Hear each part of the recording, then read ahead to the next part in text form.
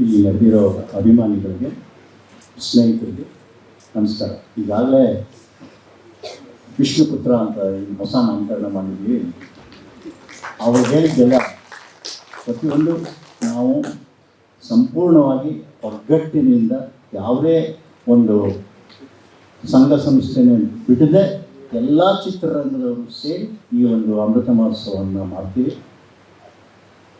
ನಾವು ಯಾರ್ಯಾರು ಏನೇನು ಜವಾಬ್ದಾರಿ ಇದೆ ಖಂಡಿತ ಅದಕ್ಕೆ 100ರಿಂದ 200ರಷ್ಟು ನಮ್ಮ ಶಕ್ತಿ ಮೀರಿ ಅದಕ್ಕೆ ಕೆಲಸ ಮಾಡಿ ಒಂದು ಭಾರತ ಸರ್ಕಾರಕ್ಕೆ ಪದ್ಮವಿಭೂಷಣ್ ಕೊಡಬೇಕು ವಿಷ್ಣುವರ್ಧನ್ಗೆ ಅನ್ನೋ ಒಂದು ಮನವಿ.